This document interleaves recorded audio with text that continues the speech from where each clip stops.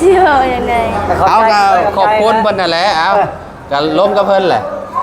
สบายดีขอหน่อยให้เห็นเจ้าอะไรเห็นเจ้าอะไรสบายดีมื้อนี้ญาณดิได้ยินอยู่ป่ะไม่ได้ยินเสียงมันมีอยู่ดีใจบ่ดีใจบ่ใจ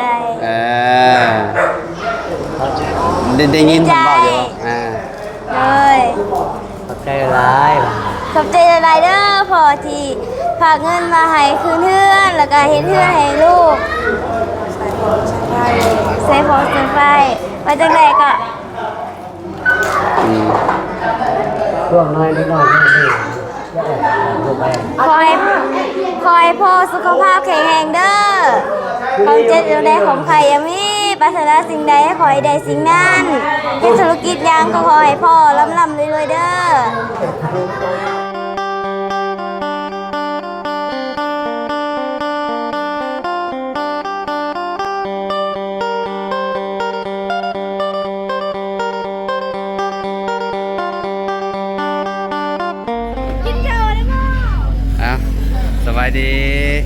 สวัสดีน้องพอบเนาะ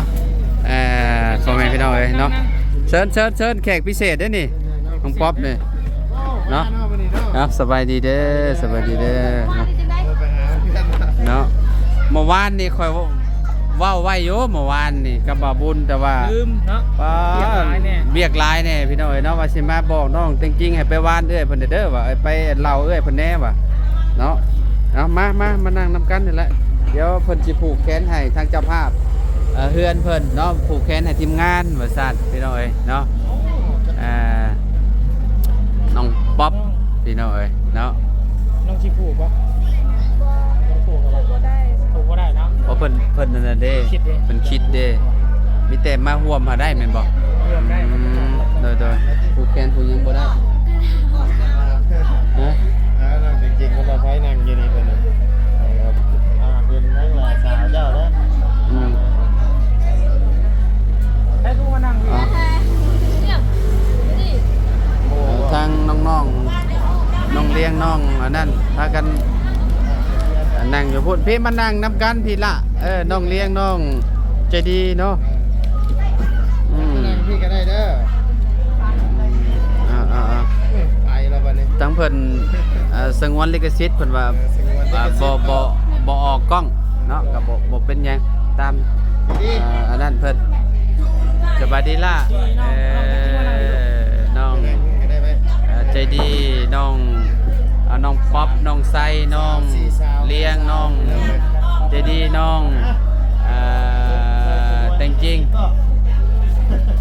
ไปสงวนลิขสิทธิ์โอ้ยตะกี้แต่ก่อนถ่ายเล่าอยู่เนาะเอาบ้านน้องแดงดิเจ้ไอ้เพื่อนมองเพื่อนน้องอะไรเงี้ยเพื่อนน้องหม่อมน้องแม่มนะสิผูกแขนตอนใดนี่สิผูกแขนทีมงานตอนใดเนี่ย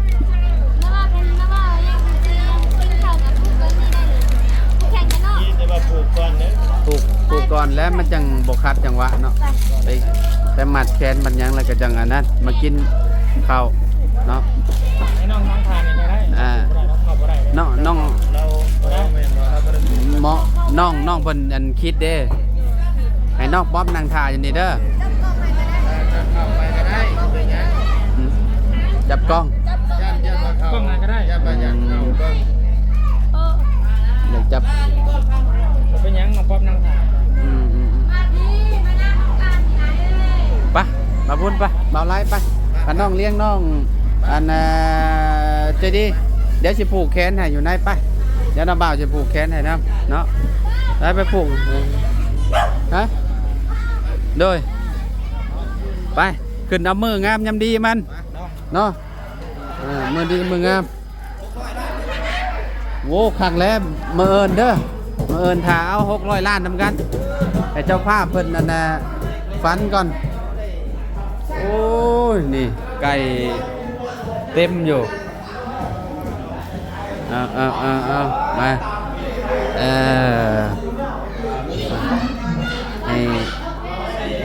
มีไก่ปลาขอบปลาควันเนาะแล้วก็ มาพี่ละจะดีทางน้องบนจิผูกแขนให้เนาะบ่าวบ่าวเสียงเพิ่นมาตำลังโมพี่น้องเอ้ยเนาะ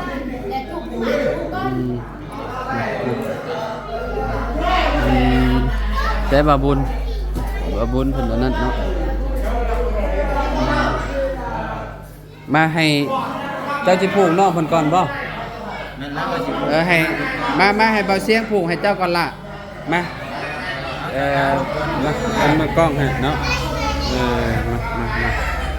มาเอาให้บ่าวบุญสารวัตรบาดเนี่ยหลังจากที่บ่าวเสียงเพิ่นมันแล้วเนาะไอ้หน่วยแล้วโตเลยนี่เนาะเอาตัวใหญ่เลยเอาเจ้าเอาก็ดีแหละเจ้าเอาได้ไข่ก่อนเด้ ไอ้จะเดินเนาะแม่น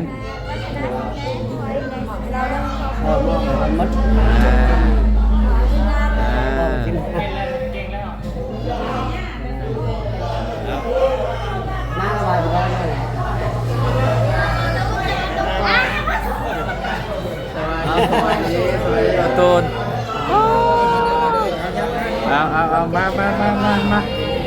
มาอบอุ่นนำกันมานี่เบิดมือเลยบ่นี่น่ะมาเอิญ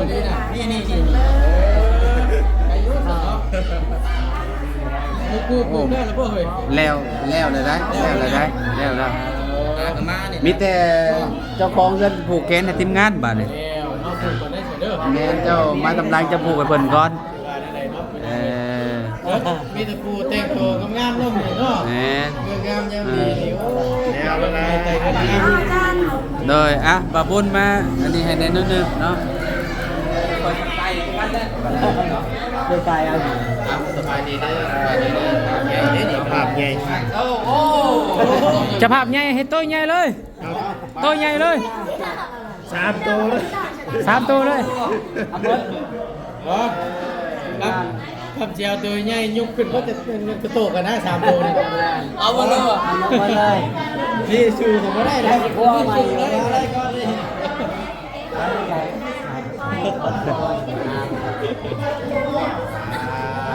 ขอบใจละลาย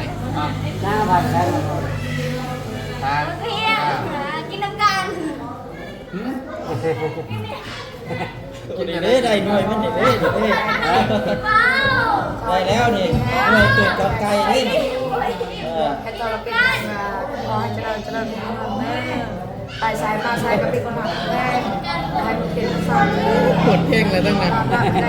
ตื่นมาให้บาปเลยก็ร้ายมันปวดแขนแล้วแรงเด้อมาไหนเด้อได้ได้หักโศกเด้อไปกันบ่ไล่ไปบ่ไล่เด้อบ่ไล่เข้าไปนี่เด้อมาได้มาพูดเลยละป้าบ่ไล่เอาเบิดเลยโอ้บ่ไล่เมาเดียวเลยนี่โอ้เมาเลยบ่ไล่นี่โอ้เด้อนี่เออ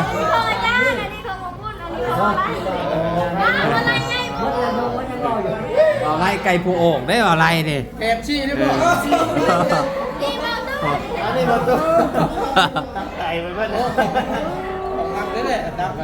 โอ้ไปสู้อันนี้เบิดนี่ก็โอ้สำสิกินแล้วเนาะหลายบ่หลายพี่น้องเอ้ย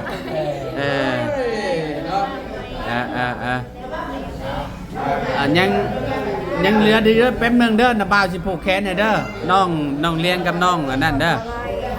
2สาวเพิ่นเนาะบางเช้านี่บ่ได้ผูกกันนะพี่น้องเอ้ยผูกแต่เจ้าของเพื่อนเพิ่นเนาะเช้านี่บ่เช้าแม่นมันคนหลายสโลวนนี่บ่ตูดเด้อเนาะโดยมาเนาะมามุมนี้ก็ได้เนาะ2สาวเด้อ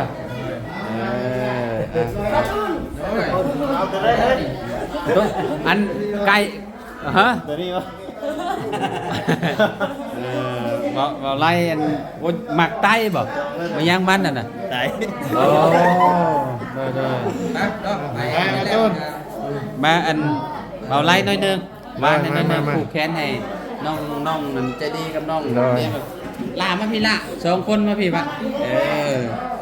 ผูกแขนให้ ร้านก่อนเนาะ2คนก่อนนี่น้องเอ้ย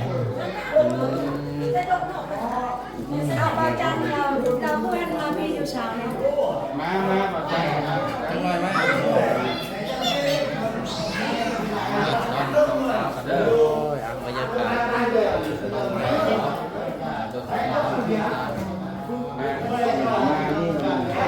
เอาต้นเอามาให้เอามา น้องครับน้องจริงๆเลยน้องจะได้น้องเราเป็นงานเลยขอให้เราโรงเรียนเด้อขอให้ได้เรียนไวเด้อดีเองน้องมาน้องมาเล่นใกล้แล้วพี่น้องเลยน้องเมื่อวันที่23เนาะ13จะมาลงมือแล้วรอบ23จะมาลงไปยอดนี่ก็โอ้ยดีใจนะพี่น้องใจดีแล้วพี่น้องดีแล้วดีแล้วได้มาเป็นไว้บ้านหลังงามแล้วเนาะโอ้ยอย่าเข้าเด้อขอร้องเด้อเข้าสิอย่าเข้าเด้อมาบ้านเนาะแป๊บนึงยังบ่ทันแล้วอยู่ความเจริญเด้อยังบ่ทันได้อยู่ครับใช่ดีใจเจ้ามาบ่ไรใจละลายเนาะใจละลายนี่แต่ดังมาบ่ตูนเป็นมือกล้องให้พ่อมามุมนี้ก็ได้พี่มาเอาให้บ่ตูนเพิ่นอันนั้นก่อนตั้งเอาบ่มาให้เขาเบิ่งมุมให้ซะมาไปโดยเดี๋ยวแม่นแม่นความบ่ตูนเว้าอยู่ได้ฮะข่อยก็จนลืมตัวนี้เนาะแม่นตัวนี้เนาะอย่าเฮ็ดลืมได้งัวอีกส่วนนึงยังอีกเราจะว่ายังไงอะไรลืมไปเนาะเราลืมเป็นจริง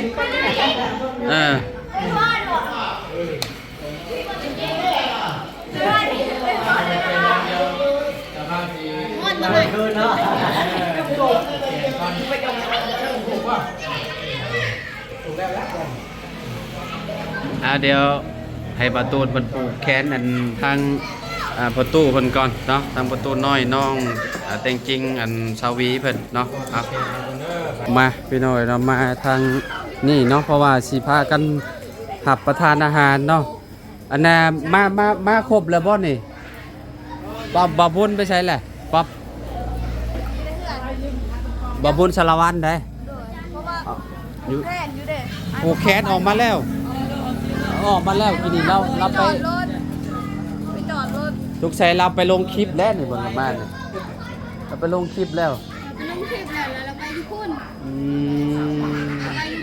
โดยมื้อนี้เนาะน้องป๊อปเป็นอะไรมาเห็นเพื่อนน้องเพิ่นแล้วงามอยู่บ่โดยงามแม่ขนาดยังบ่แล้วได้นี่เนาะก็คืออันนี้นะขึ้นเอามือมันจะซื้อนี่น้องเนาะเพราะว่าถ้ามันเลยมือไปแล้วยันมันขึ้นบ่ได้ฮะนะเพราะว่ามันเดือนนี้เดือน7แล้วนะพี่น้องเนาะบ่ดนนี่เข้าพรรษาแล้วมันต้องพูดยาวไปอีกเดือน12พุ่นจะขึ้นบัดนี้เพราะว่าเดือนนี้มันก็เป็นเดือนพ้นแล้วนะก็เลยแบบเอาเร่งขึ้นให้เพิ่นได้อยู่เฮือนก่อนเนาะเพราะว่าแต่ก่อนก็ทั้งหลังหั่นแหละเนาะเฮือนเราอยู่ทั้งหลังได้เราอยู่น่ะอยู่กันประมาณเบิ่งประมาณ5คน6คนนี่แหละเนาะอยู่นะหั่นแหละมันลดเวลาฝนตกมันยังงูเงี้ยวก็เข้าไปส้นเนาะไปนอนน้ำคนเลยงูกันบาง2-3 มื้อนี่ก็มีโตงูหั่นแหละเข้าไปงูเห่าเข้าไปในเฮือนเพิ่นน่ะแม่นเป็นตาย่านเราก็เลยเร่งให้เพิ่นขึ้นอยู่ก่อนเนาะเดี๋ยวสร้างเพิ่นก็สิมาเฮ็ดตำลังพี่น้องเอ้ยเนาะเอาพัดลมไปเจ้าก็อดเอาเด้อคันว่าบุญวาสนาเฮามีเฮาก็สิมีเฮือนงามๆอยู่แบบนี้ เนาะได้ผู้โชคดีอีกโชคดีเนี่ยมาแล้ว คือไม่กองมาครบทุกอย่างแล้วเนาะเหลือแต่สร้างมันมาแม่นเหลือแต่สร้างสบายดีโอ้ยพี่น้องเอ้ยเนาะนบเนาะสบายดีเด้อพี่น้องเด้อเนาะ อันนี้จักปีนี่ เอาแล้ว เฒ่าแล้วเรา 12 เราสาวบ่ปอบ โดย สาวปีเนาะน้องไซจักปีแหละปีเดียวลูก 13แล้วเนาะอันนี้คือสิอาวุโสสุดอันนี้เนาะ24แล้วอาวุโสแล้ว20 14 14อันนี้13 น้องไส้นี่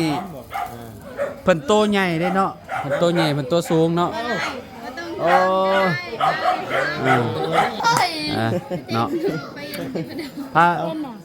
พากันกินข้าวบ่ เห็นแล้วคุณว่า เอาก็มีแต่หมู่คู่มาครบแล้วก็แกะแล้วแหละกินแล้วแหละ เราพุทธมันกำลังลงมาคุณเนาะมาแต่ป่าโอ้มาแล้วไก่มาแล้ว โอ้นไก่โพด เริ่มหายเนาะหาแต่ไก่เนี่ย นั่นแหละไก่ บุ้งเอามาเพนนะเปล่ามาปักแม่น้องอัน เอาลืมผูกแขนเอาบ้านนี่ก่อนผูกแขนก่อน มอบเลยเรากินบ่ได้เลย ไก่นี่ สู้ได้ไปสู้ เป็นไงเลย บ่อน้ำมีบ่อน้ำมันน่ะ เบิ้ลเก่งนี่ ไปสั่วก็เป็นเบิดบ่ยากดอกพระเจ้าครับมีแต่ไปฉีกแล้วก็เอาน้ำมันเทใส่แล้วก็ซอยผักบัวบางอย่างเด้อนะเอาแบบเอาจำแจวบ่จะน่าอันเฮ็ดแจวก็ได้สาวดอกแค่เฮ็ดแจวเอาแบบแล้วก็มาฉีก ซื้อมังนาวก่อนรับเจ้าแล้ว จำเนาะ มันหายเจ้าด้วย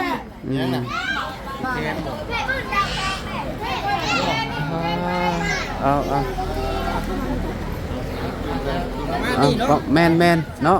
ภาพบรรยากาศถ้าเบิ่ง แต่ว่าเขาบ่ได้มาทันตอนเพิ่นเฮอ้อมซะ บ่ได้เฮนะมีแม่นมีแต่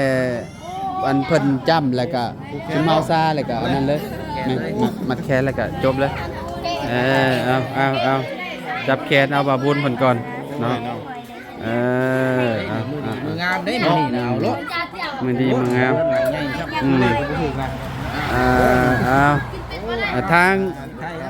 FC คอมเมนต์มันอยู่ว่าห่วงจุ้ยดีเด้ว่าโอ้ถือว่าแบบเพิ่นก็ถือว่าโอเคเพิ่นย่องมาอยู่พี่น้อยเนาะ ดีแล้วนี่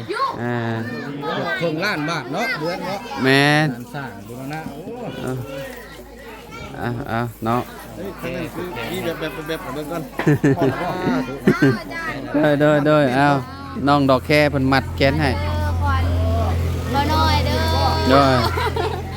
คอยอยู่ดีมีแหงเด้อ โดย ให้คิดสิ่งใดขอให้สมหวังดังปรารถนาขอให้ร่ำรวยเงินทองไหลมาเทมาเด้อ โอ้ยขอบใจหลายๆเด้อน้องดอกแค่เจ้าก็ขอให้สมหวังเนาะตอนนี้นะน้องเพิ่นก็มีข่าวดีมาเรื่อยๆพี่น้อยเนาะทางน้องดอกแค่เพิ่นก็ได้เนาะได้ยินข่าวว่าแว่วๆมาว่าสิเฮ็ดห้องน้ำบ่ โดยห้องน้ำแล้วก็ โอ้ย ไฟน้ำบ่อุ่นพงเรา โอ้คักเอาดีใจน้ำมีไฟน้ำไหลไฟสว่างได้แบบนี้พี่น้อย ข เนาะ อบใจทุกคนทีมงานเด้อขอบใจหลายๆเด้อที่ทำให้ความฝันของน้องสำเร็จ โอ้ยเนาะแบบว่าได้ยินบาบุญว่าสิเฮ็ดน้ำจิ้มแล้วก็แม่นเอาจิ้มกินเลยว่ะเพิ่นว่าบ่ซั่วว่ะ บ่ไล่แล้วรักกินแล้วมื้อนี้ หน่อย อันนี้ละไส้รักกิน เนาะเอามาจริงๆอันเข้าพ่อกับแม่อยู่ข้างในบ่เข้าไปข้างในก่อนนะหนึ่งไปเข้าอันนี้กินข้าวกินหยังนำกันก่อนเด้อเดี๋ยวอันนี้ขอโตอันลมน้อยหนึ่งก่อนเป็นอะไรเนาะ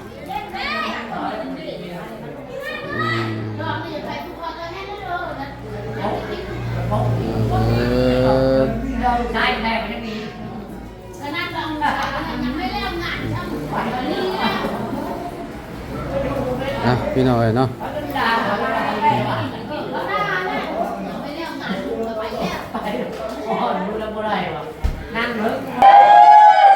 พ่อแม่พี่น้องเอ้ยเนาะตอนนี้เฮาก็เนาะหลังจากที่ซุ่มน้องเต็งจริงเนาะกับครอบครัวมัดแขนในทีมงานเนาะตอนนี้ทางผู้ใหญ่เพิ่นก็โทรมาแล้วเนาะทางไอ้น้อยฮัลโหลสบายดีอ้ายฮัลโหลอ้ายได้ยินบ่โอ้ยอันน่ะเจดีสบายดีพ่อน้อยเพิ่นน่ะเด้อ สวัสดี เลยเนาะผู้ที่ว่าซอยเรือครอบครัวจุ๊บเจ้าเด้อ ใจละลายเด้อที่ซอย อ่า จังบ่ได้แล้วชาตินี้นะ เห็นหน้าเพิ่นอยู่บ่ เห็นอยู่บ่ยัง โดยยังมืดอยู่เนาะเอาจับล่ะ ครับ บ่มีสัญญาณ ลบไปลงบ่มีสัญญาณ เด้ มีอะไรลูก มา ขอบใจเพิ่นลง เอาขอบคุณพ่อน้อยเพิ่นแน่เนาะ นุ่มเนาะ ยังนมอยู่เพิ่น50กว่าเด้ ยังแข็งแรง ลมกับเพิ่นเลยล่ะ ลงมาลูกเปล่าน้ำเพิ่นขอบใจเพิ่น โตอ่อนพ่อ ขอบใจเด้อพอนั่นนี่แล้ว จะสิเว้าจังได๋ เอาก็ขอบคุณเพิ่นนั่นแหละเอาก็ลมกับเพิ่นแหละ สบายดีพ่อน้อย ให้เห็นเจ้าอะไรเห็นเจ้าอะไร สบายดี มื้อนี้ สัญญาณดิ ได้ยินอยู่บ่ บ่ได้ยินเสียง เด้มันมีอยู่สัญญาณ ดีใจบ่ ใจ เออได้ยินผมบอกอยู่บ่ เลย ขอบใจหลาย ขอบใจหลายๆเด้อพ่อที่ฝากเงินมาให้คืนเพื่อนแล้วก็เฮ็ดเพื่อนให้ลูกใส่พอใส่ไฟไปจังไดก็ ช่วงน้อยนิดหน่อยนี่ถูกไป ขอให้พ่อสุขภาพแข็งแรงเด้อความเจ็บอยู่ในของใครยังมีปรารถนาสิ่งใดขอให้ได้สิ่งนั้นเฮ็ดธุรกิจหยังก็ขอให้พ่อร่ำรวยๆเด้อเลย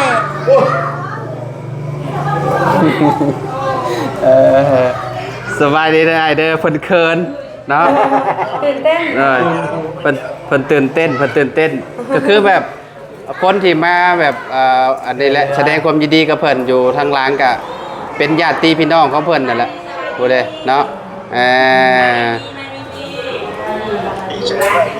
โดยตู้ล้มกับเพิ่นดูใจเด้อไอ้น้อยที่ช่วยเหลือให้เรือนในชาติเอาวิทยานะ เล่าบ่มีสัญญาณ บ่ทางเฮาเป็น ขอบใจละลายให้มันให้ยืน เล่าบ่มีสัญญาณ ที่ช่วยเหลือให้เหตุการณ์ ทางโทรศัพท์นะ มันบ่มีไอ้น้อยเนี่ยคือจะบ่ทันได้อยู่แหละชาตินี้ใจละลายบ่คิดบ่พันว่าที่ได้เฮือนคำนี้ไอ้น้อยอยู่ดีมีแห้งให้มันให้ยืนเด้อบ่เจ็บบ่ให้ไข้เด้อสาธุ เรายังหนุ่มอยู่บ่ ยังนมอยู่บ่แข็งแรงอยู่นะอยู่ดีมีแห้งแล้วบ่มีว่าหยังก็บ่เป็นบ่เคยว่า ช่วยต้องกึกเลย อาจะว่าวิจะว่า สามีเอาขอบใจ ขอบใจเด้อจะช่วยเหลือกัน ขอบใจเด้อ ให้ผมเย็นร้อยเท่าพันเท่าเด้อ ให้สุขภาพแข็งแรงเด้อ มันเอาใจ ดีใจตื่นเต้น นี่เอาใกล้ๆนี่จ้ะนี่นี่นี่ กัน เอาใส่ใส่ คือแบบว่า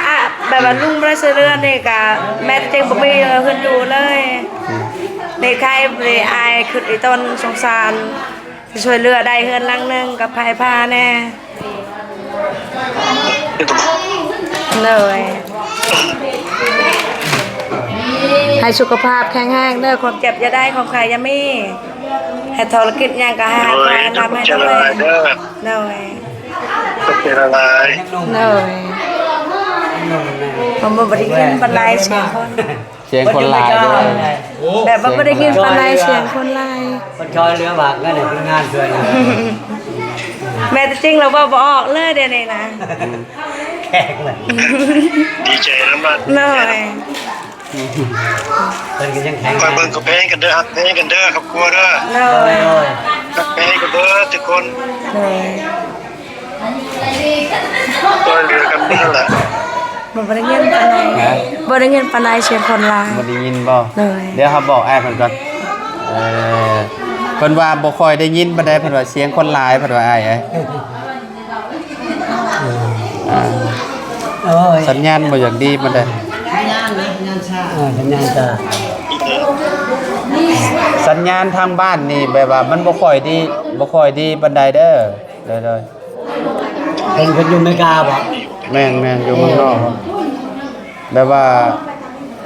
เมื่อขึ้นเฮือนใหม่แล้วเพิ่นอยากให้ชุมเจ้าเห็นเพิ่นหั่นนะอันแสดงความยินดีกับชุมเจ้าหั่นนะ ดีใจแล้วที่ได้เห็น ทางครอบครัวเพิ่นก็ดีใจหลายเนาะ ให้พวกน้องห่มเย็นก็ให้อ้ายได้ห่มเย็นร้อยเท่าพันเท่าแล้วเนาะ อันช่วยดองแหะ การเมืองก็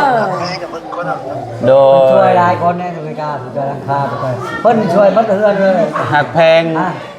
เบิดทุกคน โดนตาได้นะป้านะฮะนั่นป้าไม่ได้ก่อนคอได้ โอเคน้องจริงๆเพิ่นยังไปหับแขกอยู่ ลูกหลายคนพา โดย โดยทางเฮาก็คือการบ่ค่อยได้ยินปานใดเด้อ ไม่ได้เลยจริง แบบว่าหมึกแมลงบางๆเฮาสิคือมันคือจากลมลาวอีก แม่นบัดแล้วเวกแล้วงานจังโทรลมกันอีกเนาะอ้ายเนาะ อยากขอบใจพันนั่นแหละ โดย โอ้ยคนเป็นนุ่มยังแมนอะไรเนาะ โดยอ้ายขอบใจหลายๆเด้ออ้ายเด้อโดยขอบใจหลายๆโดย ขอบใจหลายๆให้มันยืนร้อยเท่าพันเท่า ขอบใจเพิ่นใจหลายยืนร้อยเท่าพันเท่าเด้อ โอเคอ้ายอยู่ดีมีแฮงเด้อโดยขอบใจเด้อ ใจหลายเด้อ โดยบัดมันสัญญาณมันดีจังลมกันอีกเด้อโดยขอบใจโดยสัญญาณมันอยู่บ้านพ่อตู้มันบ่อยากมีปานใดมันขึ้นแบบบ่มีเลยขีดสัญญาณน่ะคือแบบขึ้นแค่พวกขามีนะ สีขาวเนี่ยบ่มีเลยมีแต่ดำเปื้อๆเลย แค่พวกขามีเนี่ย น้องเพิ่นไปใช่แหละน้อง มาซื้อยังเลย ไปชื่อเป็นไผ ไป ไป ซื้อ น้องชาย ไปซื้อยัง อยากไปซื้อมันสกิง ไปชื่อ โอเคมีแต่เนาะขอบคุณพ่อแม่พี่น้องเพิ่นแน่ขอบคุณ FC เพิ่นแน่เด้อสวีเด้อนิบไม้ใส่นี่เลยขอบคุณพ่อแม่พี่น้องนั่นแหละที่หลักๆก็คือทางไอ้น้อยเพิ่นนี่ละเนาะ ขอบใจเด้อที่ช่วยลูกได้เรื่องประชาชนมาสุขคนทีมงานให้น้อยขอให้สุขภาพแข็งแรงความเจ็บอย่าได้ความใครอย่ามีไปใส่มาใส่มีแต่คนหักคนแพงขอให้ได้รับขอให้ได้เงินตื่นมาขอให้ได้เงินเพิ่มเงินมัน มาดีกว่ามาโอ้ สาธุ เอาบ้านเจ้าจะใช้จากไปกันเจ้าไปหาบ้านนั่น ได้พ่อแม่พี่น้องเนาะไปป้าเลยเด้ออันประตูน้อยนะได้โดยพ่อสบายดีเด้อพ่อเด้อโดยไปเอากลับไปโดยไปพี่น้องเนาะเขาก็ขอโตแล้วเนาะได้กะอยู่ดีมีแห้งเมื่อสู่คนพี่น้องเนาะ FC เนาะบ่ว่าสิอยู่ฝั่งไทยฝั่งลาวหรือทางต่างประเทศนำเมื่อกี้นี้ก็โทรไปหาทางไอ้น้อยเพิ่นพี่น้องเนาะขอให้อยู่ดีมีแห้งเนาะพร้อมทีมงานเพิ่นเด้อทางไอ้น้อยเนาะก็ขอให้เจอแต่สิ่งดีๆเนาะไปไว้พบพ่อกันเนาะคลิปหน้าเด้อพ่อแม่พี่น้องเนาะสำหรับคลิปนี้เนาะก็ขอตัวแล้วอยู่ดีมีแห้งพบพ่อกันใหม่พี่น้องสบายดี